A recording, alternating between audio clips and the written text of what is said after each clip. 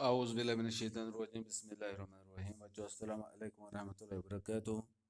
ہم سبق پڑھ رہے تھے خوش آمد، جو 10th کلاس اردو میں یہاں پر ایک سبق کا نام ہے خوش آمد، تو جو سر سید احمد خان نے لکھا ہے۔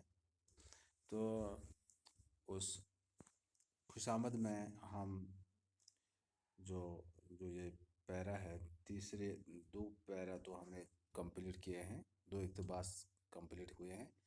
اب یہاں سے ہمیں یہ شروع کرنا ہے۔ تو اب تک یہاں پر ہم نے یہ سنا کہ خوش آمد جو ہے وہ کس طرح ایک کمینہ خصلت ہے جو انسان میں پیدا ہو سکتی ہے۔ تو یہ جو ہے کس طرح سے انسان کو نقصان کرتے ہیں۔ ہم اب آگے جاتے ہیں۔ خودی، جس کو ہم انگریزی میں ایگو کہتے ہیں، ایگو، تو یہ خودی جو ہے، خودی جو انسان کو برباد کرنے والی چیز ہے، خودی انسان کو برباد کر دینے والی چیز ہے۔ تو یہ لیکن یہ کون سی خودی ہے کہ جو خودی ہم نے پڑھا ہے، جو ڈاکٹر اقبال خودی کا درس دیتے ہیں۔ ڈاکٹر اقبال چاہتے ہیں کہ انسان میں خودی پیدا ہونی چاہے، لیکن یہاں پر سر سید احمد خان کہتے ہیں کہ خودی انسان کو برباد کر دینے والی چیز ہے۔ لہٰذا یہ کون سی خودی ہے؟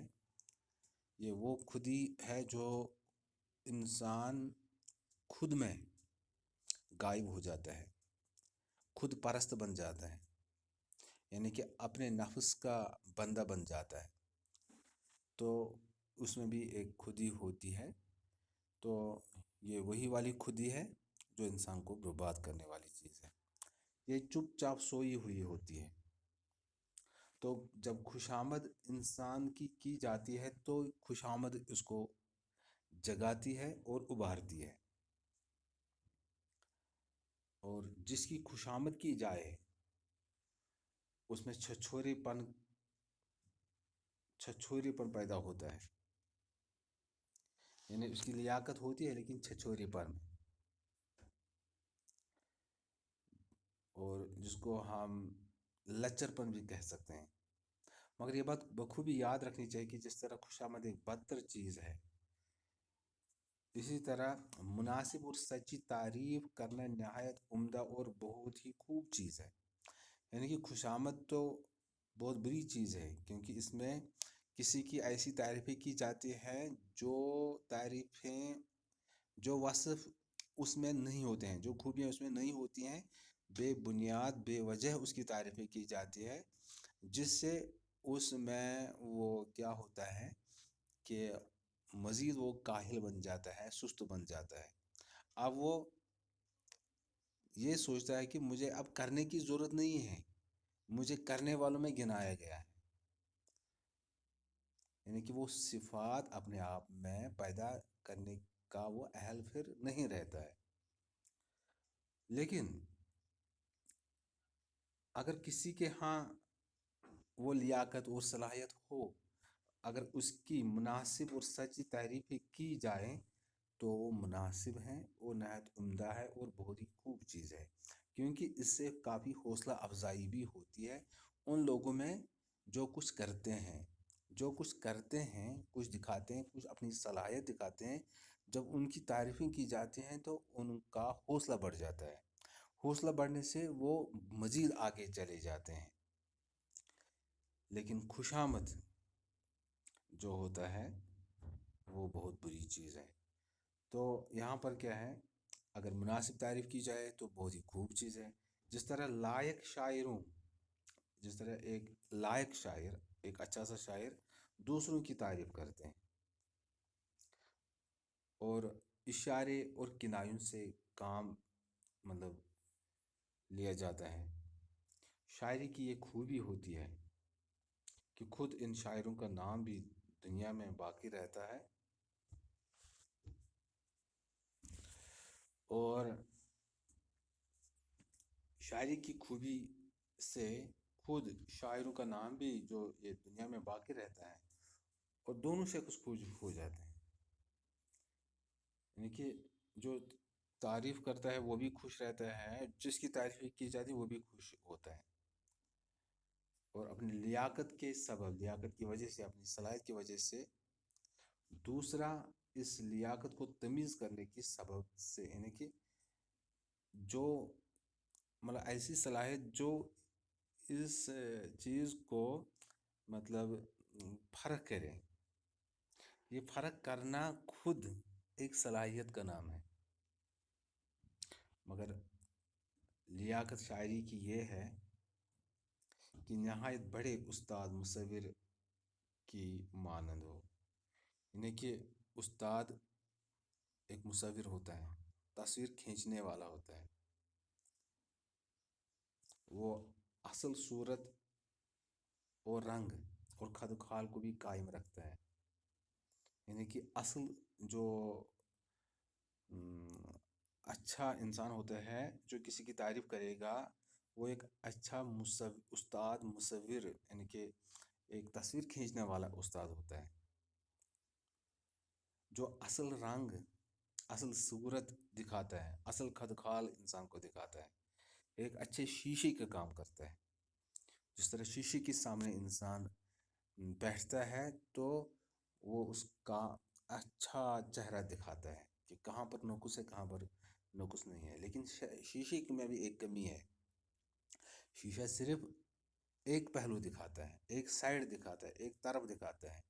لیکن جو مخلص استاد ہوتا ہے تو وہ انسان کے بہت سارے پہلو دکھاتا ہے جو انسان کو اپنانے چاہے. اور پھر بھی تصویر ایسی بناتا ہے، یعنی کہ جو یہ اچھا یہ مصور، یعنی کہ ایسی تصویر بناتا ہے جو تصویر خوش نما معلوم، جو خوش لگتی ہے. تو یہاں پر سر سید احمد خان کہتے ہیں کہ عائشہ کی شاعروں میں ایک بڑا نقص یہ ہے، وہ اس بات کا خیال نہیں رکھتے ہیں، بلکہ جس کی وہ تعریفیں کرتے ہیں اس کے اوصاف ایسے جھوٹے اور ناممکن بیان کرتے ہیں.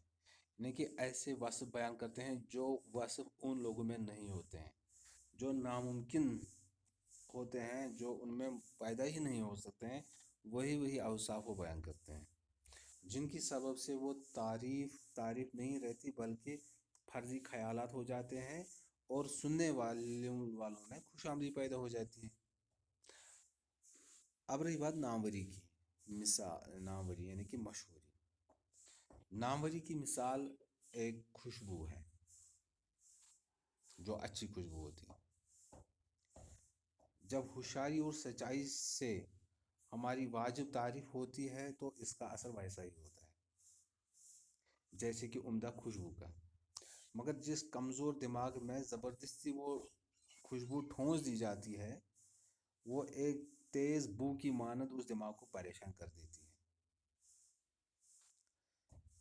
اس کا مطلب یہ ہے کہ جس میں وہ صفات ہوتے ہی نہیں ہیں، ہم خود بزور گفتار ہم اس کو مطلب اس کے ذہن میں یہ چیزیں ڈال دیتے ہیں، تو اس سے کیا ہوتا ہے، اس میں خوش آمد پیدا ہو جاتی ہے، جس سے اس کی زندگی برباد ہو جاتی ہے.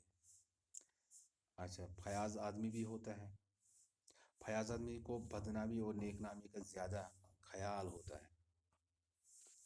عالی ہمت طبیعت کو، جو عالی ہمت طبیعت ہوتا ہے، جو جس میں کافی حوصلہ ہوتا ہے، اگر اس کو مناسب عزت و تعریف کی جاتی ہے تو اس کے حوصلے کو تقویت ملتی ہے، یعنی کہ ترقی ہو جاتی ہے، بڑھ جاتا ہے. جیسے کہ اگر غفلت اور حقارت جو ہوتی ہے، انسان میں جو غفلت ہوتی ہے اور کبھی حقارت ہوتی ہے، ان دونوں چیزوں سے پست ہمتی ہو جاتی ہے کہ حوصلہ کم ہو جاتا ہے. جو لوگ عوام کے درجے سے اوپر ہیں، انہی لوگوں پر اس کا اثر زیادہ ہوتا ہے. جس طرح تھرمامیٹر میں وہ ایک حصہ، تھرمامیٹر آپ جانتے ہیں جس سے وہ بلڈ پریشر یا وہ جو انسان کا وہ ٹیمپریچر ہے وہ بھی دیکھا جاتا ہے، ان میں تھرمامیٹر کا استعمال ہوتا ہے. تو تھرمامیٹر جو ہوتا ہے وہ موسم کا زیادہ اثر لیتا ہے. اسی طرح جو صاف اور سب سے دیکھیے جو مطلب ایسے جو انسان ہوتا ہے وہ مطلب جو انسان اچھے انسان ہوتے ہیں اگر ان کی حقارت کی جاتی ہے تو وہ پاست ہمت ہو جاتے ہیں، اگر غفلت ہوتی ہے تو پاست ہمت ہو جاتے ہیں. یہ ایسے انسان ہوتے ہیں جو اپنے عقل و دماغ سے سوچتے ہیں. اسی طرح اگر کسی کی تعریفیں کی جائیں تو وہ حوصلہ اس کا بڑھ جاتا ہے. لیکن سوچ سمجھ والے جس کے اندر اوصاف پیدا ہوں، جس کے اندر وصف ہوں، خوبیاں ہوں، صفات ہوں، تو تب خوش آمد اس کو نقصان نہیں پہنچا اس میں خوش آمد ہو ہی نہیں سکتی. لہٰذا یہ چیزیں خوش آمد کے بارے میں جو سر سید احمد خان نے کہے ہیں یہ انتہائی اہم سبق ہے. جو یہ سبق ہے اسی کلاس 10th کلاس میں کیوں ہے؟ کیونکہ اسی ایج سے یہ خوش آمد پیدا ہونے لگتی ہیں اور اسی ایج سے بہت سارے بچے اس دنیا میں بہت سارے بچے مطلب اسی ایج سے ان کی زندگیاں برباد ہو گئی ہیں. وجہ یہی تھی کہ ان کی خوش آمد کی گئی ہے. ہمیں اس سے بچنا چاہیے. اب یہاں پر توضیحات ہیں، یعنی کہ کئی باتوں کی وضاحت کی گئی ہے. مضمون خوش آمد میں سر سید احمد خان نے خوش آمد پسندی جیسے گٹھیا انسانی جذبے کی برائیاں گنوائی ہیں. قارئین کو یہی باور کرانے کی کوشش کی گئی ہے، یعنی کہ پڑھنے والوں کو یہ ذہن میں ڈالنے کی یہ بات ذہن میں ڈالنے کی کوشش کرتا ہے کہ یہ ایک ایسی خطرناک بیماری ہے جو اچھے بھلے انسان کے ذہن کو اور اس کے دل کو مفلوج کر کے رکھ دیتی ہے. اس مرض کی لاحق ہوتے ہی انسان اپنی اصلیت کو بھول جاتا ہے اور وہ اپنے آپ میں ایسے اوصاف ایسے صفات دیکھنے کا متمنی رہتا ہے جس کا وہ اہل نہیں ہوتا ہے. یعنی کہ جو صفات اس میں نہیں ہوتے ہیں وہ چاہتا ہے کہ لوگ اس کو ایسے اوصاف والا کہیں. وہ ایسی باتیں سننے کا خواہاں ہوتا ہے، یعنی کہ چاہت اس میں ہوتی ہے جس سے اس کا نفس موٹا ہو جاتا ہے اور اس کی نفس کو جھوٹی انا کو تسکین ملتا ہے، آرام ملتا ہے. خوش آمد پسندی کا جذبہ انسان کے اندر جیسے جیسے یہ قوی ہوتا ہے یعنی کہ مضبوط ہوتا ہے وہ ذہنی اور روحانی طور پر کمزور ہو جاتا ہے. اس لیے ہمیں اس برائی سے ہمیشہ بچنے کی کوشش کرنی چاہیے. اب یہ سوالات ہیں کہ خوش آمد کو بدتر چیز کیوں کہا جاتا ہے؟ آپ جانتے ہیں کہ یہ خوش آمد ایسی بدترین چیز ہے جو انسان کے ذہن و قلب کو مفلوج کر دیتی ہے. انسان جس میں خوش آمد پیدا ہو جاتی ہے تو وہ اپنے سوچ و سمجھ سے کوئی بھی کام نہیں کر پاتا ہے، گویا کہ وہ ہر وقت دوسری کی عینک سے دیکھتا ہے. تو اس طرح وہ اپنی ساری زندگی کو برباد کر دیتا ہے. تو خوش آمدی میں یہ کیا کیا عیب ہوتے ہیں ابھی جو ہم نے اوپر توضیحات میں پڑھے ہیں کہ کیا کیا عیب ہوتے ہیں. بہت سارے عیب ہوتے ہیں. آپ یہ خود لکھنے کی کوشش کریں، نہیں آئے گا تو میں آپ کو یہ واٹس ایپ پر بھی ڈال دیتا ہوں. اور سر سید کے مضمون خوش آمد کا خلاصہ، اس کا خلاصہ لکھنا ہے تو یعنی کہ مختصر میں وہ اس کا لکھنا ہے کہ مدعا اور مقصد کیا ہے. یہ میں آپ کو ڈال دیتا ہوں، آپ خود بھی آپ لکھ سکتے ہیں. تو اس کے بعد یہ اقتباس ہے، اقتباس پڑھنا ہے اور پھر سوالوں کی جواب مطلب دینا ہے. یہ آپ کی کتاب میں سے ہی اسی سبق میں سے ایک اقتباس نکالا گیا ہے. اب یہاں پر ہے خوش آمد سے مراد کیا ہے؟ کیا یہ خوشی ہے؟ کیا یہ خوش آنے والی چیز ہے یا دوسروں سے اپنی جھوٹی تعریفیں سن کر خوش ہونا؟ تو یہی والا ہے. انشاء کے لیے کیا صحیح بات ہے؟ کیا موضوعات اس میں مقرر ہوتے ہیں؟ نہیں ہوتے ہیں. نہیں ہوتے ہیں. موضوعات کی کوئی پابندی نہیں ہوتی ہے. یہ بھی صحیح ہے، اس میں موضوعات کی کوئی پابندی تو نہیں ہوتی ہے، کسی پر بھی ہم لکھ سکتے ہیں، لیکن طنز و مزاح کا عنصر لازمی ہے. یہ والا صحیح ہے. تیسرا،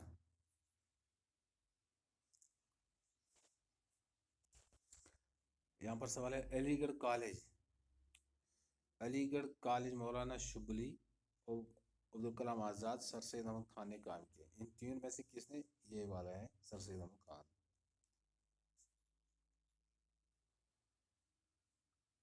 تو اس طرح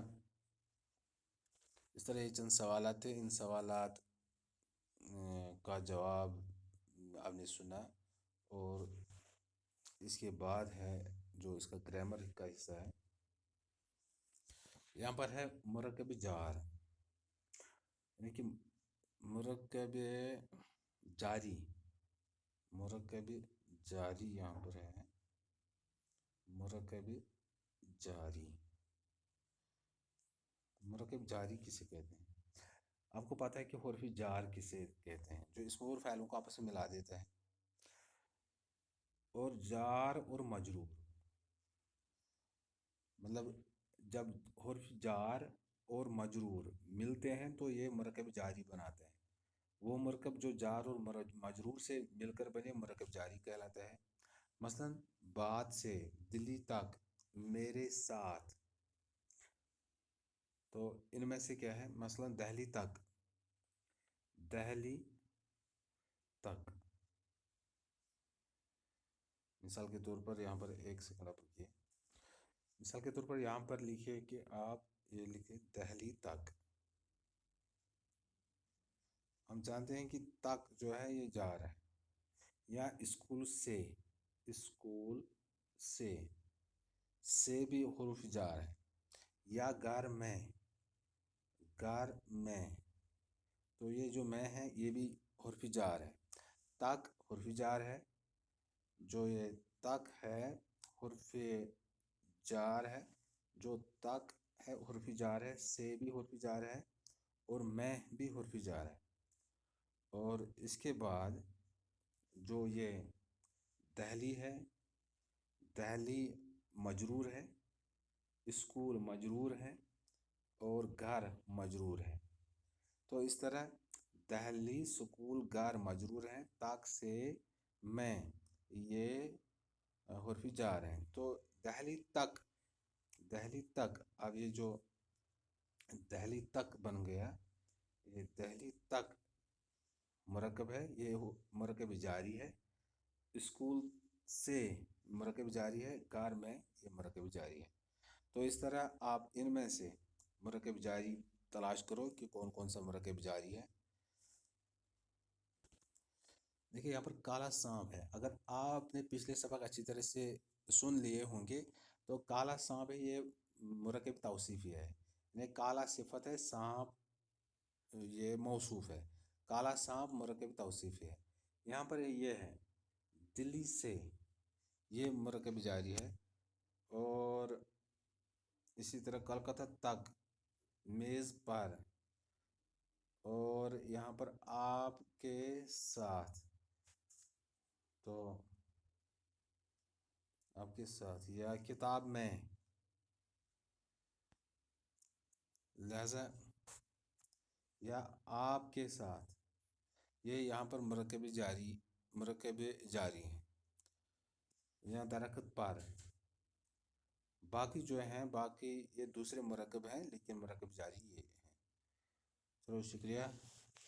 یہ اس طرح ہم نے خوشامد کا سبق کمپلیٹ کیا ہے. اب انشاءاللہ آگے اور کوئی سبق پڑھیں گے. انشاءاللہ غزل پر کل روشنی ڈالیں گے. تب تک کے لیے خدا حافظ. السلام علیکم.